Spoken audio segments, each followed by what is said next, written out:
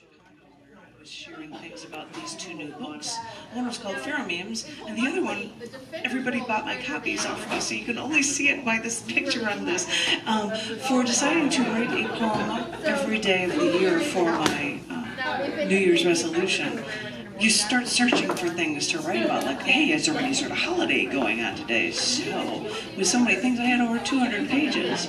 In the first half of the year alone, it was suggested to me to release it. So every event of the year, volume 1, January through June, was released, and I will have 4 poems that I will share with you that I just read in a feature in Dripping Springs to Thursday night. And they're right here, so I thought I'd share them with you for different days. And you can gather when I say the holidays, when they were written. This one is called Valentine's Day, Every Day.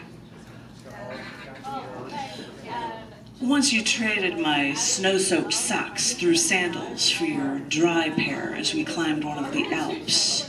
I know there was snow, but I wanted to do this for you. And after we approached a 30-foot wide pit, I had said, stop. I couldn't do it. But during our return, construction crews came and tore up our path.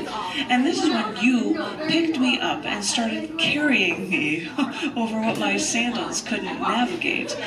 Because yes, I want to do things for you, but I think it's abundantly clear that you want to do things for me, too. And I may be the first to say that selfishness is a virtue, but I want you to understand, I want to do things for you because seeing you happy makes me happy. How selfish of me, wanting to see my love happy. So what do I need a Hallmark holiday for in the first place? What do I need conversation hearts, flowers, or chocolates? In fact, after knowing you for less than 3 weeks one Valentine's Day, you brought me a map because you knew I traveled. And your coworker laughed at you, thought you were a fool. But you even remembered that when you gave me that map, I asked you if it was okay if I kept it wrapped up in its tube until we could frame it in our office. You remembered that I said this to you after knowing you for less than 3 weeks. So as I said, what do I need an economic gift-giving holiday for every day? You show me you love me every day. And since the beginning, I have loved you every day. Not just Valentine's Day, every day. And he has to applaud. This one. She's reading, but you with the star. This one, I am not from here, but when it was Texas Independence Day, I had to write this piece. I hope I do it justice. This is called Each Trigger Pull. Once I got to the gun range today, I saw that the rifle range was closed and learned that a real estate company was considering buying the land just past the range. So they got an injunction, a court order, to stop the gun range from firing guns toward the extended land. I'm not sure if they actually found any expended bullets or casings out there. And as far as I know, no one has bought the land yet. So now they just sit and wait. The way the Republic of Texas waited 9 years to be a part of the United States of America after claiming their independence on March 2nd, which happens to also be the birthday of Sam Houston, who led Texans to victory over Mexico in the Battle of San Jacinto, which may be a reason these Texans here seem to have a stronger attachment to their guns than a lot of other states, because they know far too well from their own history how vital it was to embrace these firearms to preserve their lives. That may be something other states in this nation have forgotten. We can turn a blind eye to violence and think that it'll never touch us, when it is probably just lurking just around the corner and no one knows it. As I sit here in one of the bays at this gun range now, I now wear protective eyeglasses and ear mufflers, ear gear with enough power to protect my ears and with enough pressure to actually crush my skull. Watching the smoke from every shot rise from the gun in front of me, I can still hear the 9mm pistol and rifle shots fired in our bay and the AR-15 shots fired in the bay next door. Each trigger pull releases a thunderous boom, and it almost reminds me of fireworks here on Texas Independence Day. The noise is something that seems so strong, but really, like fireworks, it's something that reminds me of celebration, and only of celebrating. Something fun. I try. Is that okay? You're new to Texas, so, you know, we have camps all over the hill country for children, and we send our little girls to go out to camps for anywhere from a week to 6 weeks at a time, and they learn to shoot. In Illinois, they don't have like camps to teach girls to shoot. That doesn't happen. That doesn't happen in Illinois. Where I grew up, we had a rifle range in the basement of our grade school, junior high school. Where was that? Pennsylvania. Actually, in Waukegan, just north of Chicago, in Illinois, they have an indoor rifle range for their juniors. Yeah, you have to worry about those Canadians up there. Not that close. Yeah, we really have to be careful. You wonder, and we were just driving, and we were driving across country, and there were garter boards, or border guards, and John's like, "What do you border?" It's like up north for Canada. And I'm like, okay, I guess we're in Ohio. That's a concern. 70 miles in Ohio and Lake Erie. Well, I was crossing over from Detroit to Windsor, and we had flown in, and the limo from the casino over in Windsor came and picked us up, and so we wait in that long line, and we get up to the guard, and they're like, "What's your business here?" It's like, it has the casino name on the back. They're smuggling us in. They're smuggling us in to leave money behind. Smuggling us in to leave money It was so behind. weird. They just acted very suspicious. They kept asking us questions. Frank, you know, Yes. Frank does wet plate photography. Wet plate photography, that's like one of the original types of photography that was done back in the 19th century. And what you have to do whenever you do wet plate photography is you apply the silver solution to the glass, and it's still wet. You do it immediately inside of put a hood over you when you do the camera. And you go And what is the put the layer on there, and then you slide that in there. And then you expose it, your photo, and then you pull it out, and while you're still in the hood, what you have to do is you have to pour a solution of potassium cyanide. And you're inhaling that? And you're inhaling that?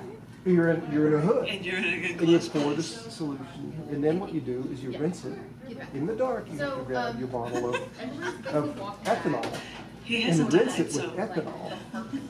And then you grab your bottle of acid. You're like swimming. You grab your bottle of acid and you pour it over. Now, if you do that in the wrong order, you pour the acid over before you pour the ethanol on there, you've now turned your hood into a gas chamber because now you release the cyanide into the air. As long as it's in solution, it's not going to harm you. Anyways, he was driving through New York City, New York, and he got screwed up, and he ended up going toward the U.S.-Canadian border. And in his trunk, he had several liters of liquid potassium cyanide, acid, and ethanol. Ropes. And he actually drove, And a he drove hatchet. there, and when he got there, he just did a U-turn because he didn't want to go through there. And they said, no, you have to go through. So he went through, and he turns around, and he comes back. And they never found the stuff in his trunk. They didn't trunk and looked at it. Never saw it in there, and never asked him about it. Oh my gosh. That's amazing. Yeah. It's like, that makes me feel warm and fuzzy. Yeah, warm and fuzzy. That gives me warm and fuzzy. Well, I'm going to do two And little maybe short I'll warm listen and an extra fuzzy. bottle of whiskey. Well, I'm going to try to make us feel a little better with two short fuzzy poems before I hope you found something. Groovy. This is a poem that is called Quilled for Poets. It was probably some Poetry the Creative Mind Day, and I don't have the day written down, but there you have it. So that's why this was written. What metaphor should I adhere to? Should I pen metered rhyming sonnets with a quill to share at the town square? Should I wallow in liquor as I pen the ills of our generation for no one who will listen? Should I look over at my cat, arching her back and posing for me because she wants more attention more than poets? At the end of the day, the night is still long, and I cannot decide what options to embrace. So I sit here, contemplating metering out my grievances on a printed page, until I pause, look out the window, and watch the world go by.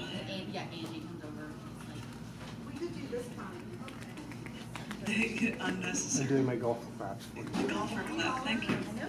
And I'll end with this one, which was written for Tangible Karma Day, which actually falls on the first Tangible Karma, which actually falls on the first Saturday in April.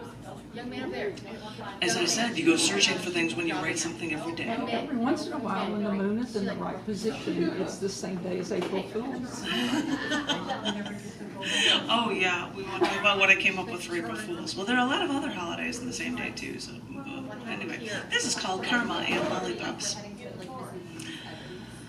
When we were about to check out of our hotel this weekend, a woman at the registry stopped us, handed us two embossed bunny lollipops, and said, "Happy Easter!" Even though Easter was weeks away, I thanked her and we went to breakfast. While he got coffee and I got orange juice and yogurt, he then pointed out the mom seated with two little boys eating. I looked at the lollipops still in my hand, walked over to them and asked if it was okay to give her boys these two lollipops. She smiled and said yes, to these plastic-wrapped lollipops, but since I thought breakfast might not be the best time for candy, I gave them to the mother, those lollipops, and then I got the last of my food with my luggage before we got on the road again. And people get high and mighty with their phrases, "Do unto others as you would have others do unto you," or "you reap what you sow," or "what goes around comes around," or even "paying it forward." But these random acts of kindness, this tangible karma, all pretty much amounts to the same basic truth. What you do, the energy you put out into the world, will come back to you. And the added bonus for tangible karma is that doing good things for someone else, it makes you feel good too. But if karma is true and good things come to you because of the good you do, then these insignificant acts of kindness are tangible proof, evidence for exactly what you can do. Because the nice thing with karma is that all of that goodness will always come back to you. We have to learn to be nice to each other, that's what I keep saying. You know, and I think they're celebrating Woodstock here tomorrow, where everybody's all about peace and love. And I will attempt to espouse that. I'm taking LSD. I don't think they're espousing that for this library. Medicinal marijuana. You would have to talk to the fine, wonderful people here at Recycle the Breeds who will allow us to have this space. But for some reason, I don't think that they'd be like, yeah, let's toke up. It's, I get the feeling that they'd say no to